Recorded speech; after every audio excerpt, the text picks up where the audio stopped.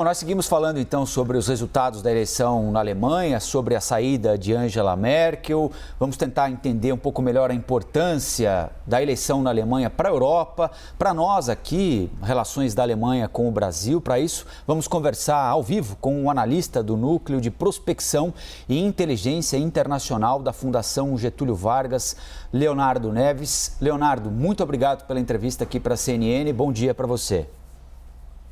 Nada, é um prazer, bom dia para todos. Leonardo, acho que tem algumas coisas importantes para a gente começar a conversar e destacar a eleição na Alemanha, né? Em primeiro lugar, essa vantagem ligeira de pouco mais de 1 ponto percentual da social-democracia, logo atrás dos cristãos, partido da chanceler Angela Merkel, um desempenho... Não sei se era esperado, mas não deixa de ser surpreendente dos verdes, né, que chegaram a 15% dos votos apurados até agora, o dobro do que obtiveram na eleição passada. Como é que você avalia o nível de dificuldade para a construção do novo gabinete que permitirá ao futuro primeiro-ministro Olaf Scholz administrar o país? Com quem é que ele vai ter de se aproximar e com quem é que essa proximidade é mais factível nesse momento aqui? Maravilha. O que acontece é a subida dos verdes, né, quer dizer, o bom desempenho dos verdes na realidade, ele pode ser explicado não só pela trajetória do que a gente vem vendo do tema de mudança climática na Alemanha, que é muito forte, tem crescido muito, mas a gente teve agora há poucos meses aquela tragédia, enfim, climática, em que tiveram várias inundações em vários momentos, em vários espaços da Alemanha, onde muita gente, quer dizer, acho que o país quase como um todo, atribui, de certa maneira, aquela tragédia climática, as inundações, às questões relacionadas à mudança climática. Então, os eventos extremos, que cada vez estão mais frequentes pelo mundo inteiro, aconteceram na Alemanha, muito próximo das eleições. Isso certamente deu muito gás para os verdes conseguirem ganhar mais adeptos, enfim, na Alemanha. Indo no mérito da sua segunda parte da resposta, né, foi uma das eleições mais apertadas dos últimos anos. Realmente a CDU, que é o partido da Merkel, os conservadores, perderam muito espaço. A gente já tinha uma expectativa que sim, que a Merkel estava com alguma dificuldade de formar um líder. Ela tinha até basicamente 2018 a Kramp-Karrenbauer, que era conhecida como a mini Merkel e que não conseguiu emplacar muito bem. Ela ficou um pouco polêmica e ela acabou desistindo de participar. Ela deveria ser a candidata agora da CDU, ela acabou desistindo, acho que ano passado, se eu não me engano. O Laschet acaba pegando então o bastão da Merkel para seguir como líder da CDU, e ele até vinha mais ou menos bem, até de novo nesse mesmo evento dessas inundações, ele acabou num evento infeliz, ele acabou sendo registrado numa foto, num vídeo, enfim, rindo de uma piada, enquanto o presidente da Alemanha estava falando para a população do estado dele, que foi muito afetado pelas inundações, dando solidariedade para as famílias que perderam muita coisa, enfim, as pessoas que, enfim, tiveram muitas perdas, e ele foi pego rindo naquele contexto que deveria ser um contexto de solenidade. Aquilo pegou muito mal para ele. Ele também ficou um pouco marcado que ele não foi uma pessoa muito decisiva, muito pragmática na hora de resolver essas questões das inundações, então ele foi perdendo, sangrando apoio, sangrando popularidade, e permitiu com que o Scholz da social-democracia ganhasse um pouco mais de espaço e tivesse o resultado que a gente está vendo hoje, com essa ligeira margem de vitória, né? Na última parte da sua pergunta, que é a coalizão que vai ser formada agora, é difícil saber. A gente tem basicamente um mês agora até que os deputados eleitos agora entrem no poder. Não tem um prazo definido para a formação de coalizões. A gente espera que seja algumas semanas, alguns meses. Então, muito provavelmente, a gente só vai ver esse novo governo no ano que vem. É provável isso.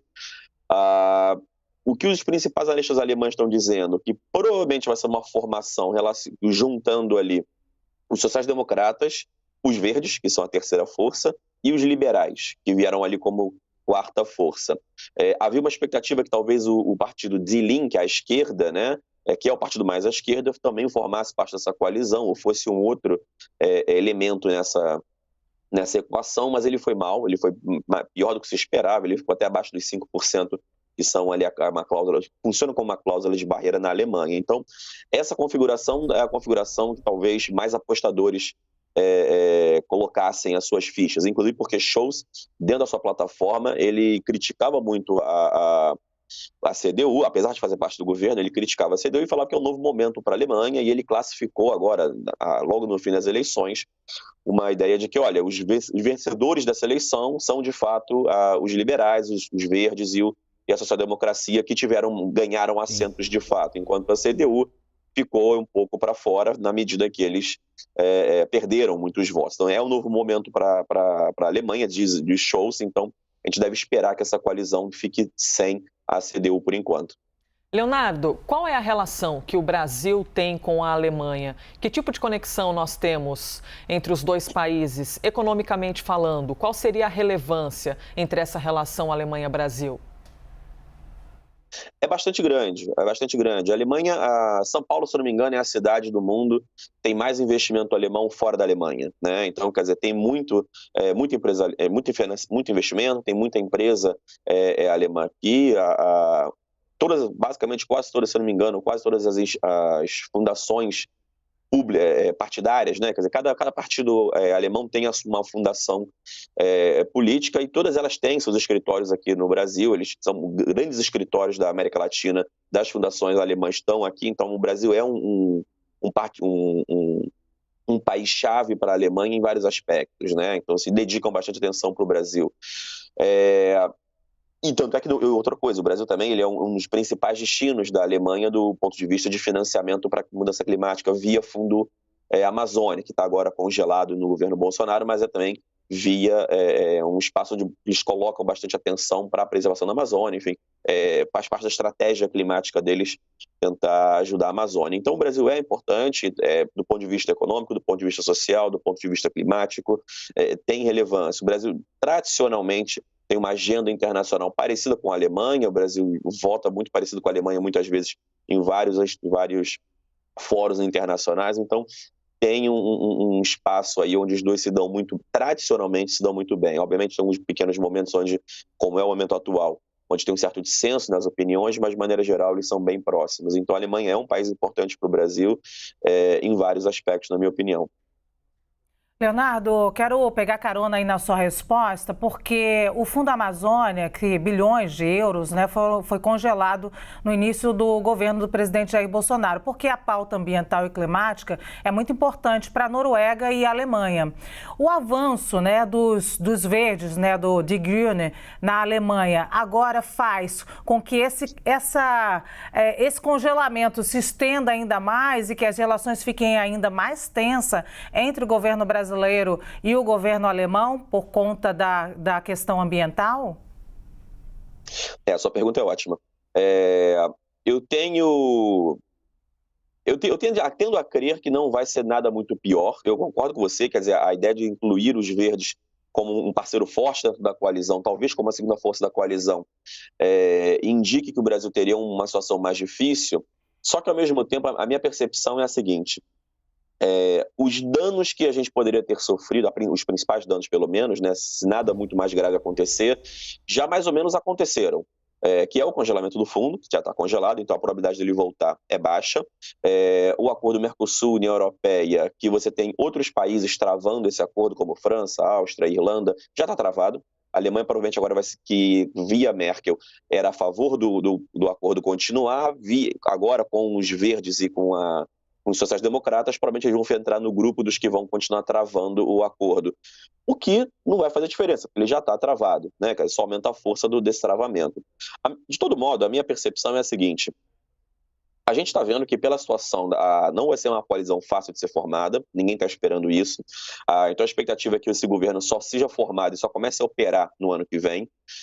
Será um governo que vai tentar marcar algum tipo de ruptura com um governo que está há 16 anos no poder. A Merkel cedeu, a Merkel está saindo depois de 16 anos e vai entrar um novo governo com um novo partido que vai tentar colocar um pouco a sua marca. Então eu acho que é um partido, uma coalizão que vai tentar entrar com uma agenda muito complexa dentro do país. E o Brasil vai ser talvez a 19ª prioridade desse novo governo alemão nesse momento. Então eu não acho que a gente tem que ficar muito preocupado, de novo, salvo alguma grande questão, grandes queimadas, enfim, que chama a atenção do mundo, como foi em 2019, eu acho que as coisas ficam mais ou menos como estão. O Scholz vai ter muito trabalho na Alemanha nesse momento, ele tem que lidar com o fim de pandemia, é um governo que está entrando, tem que reorganizar a política do país que estava congelada dentro do período Merkel.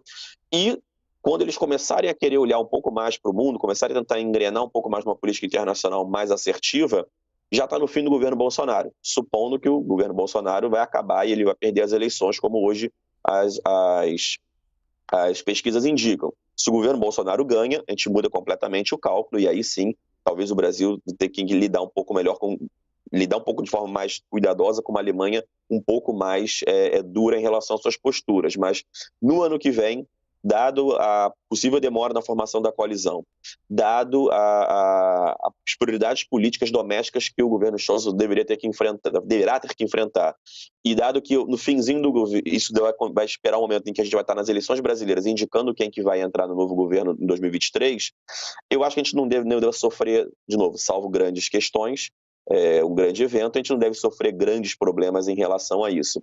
Talvez, só para não dizer que nada vai acontecer, eu acho que um pouco a gente viu agora com o Brasil, com a postura do presidente Bolsonaro na ONU, o Brasil, e o presidente Bolsonaro mais especificamente, já conseguiu se consolidar um pouco como um espantalho no mundo, né? Quer dizer, na comunidade internacional. Então, certamente ele é aquela pessoa em que um governo vai lá e vai dar uma pancada de vez em quando para poder ganhar pontos políticos com a sua base. Um governo social-democrata mais verdes, muito provavelmente, eventualmente, vai fazer uma outra crítica em relação ao presidente brasileiro, ao Brasil, em relação a política ou outra que a gente venha a fazer que não agrade a agenda climática. E aí, sem dúvida, a gente vai ficar nessa situação.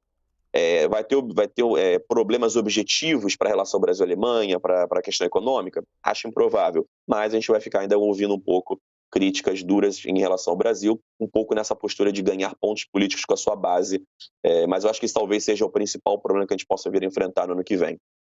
Nós conversamos aqui no Novo Dia da CNN Brasil com o analista do Núcleo de Prospecção e Inteligência Internacional da Fundação Getúlio Vargas, Leonardo Paz Neves. Leonardo, muito obrigado pela entrevista. Um ótimo dia para você. Para vocês também, um grande abraço.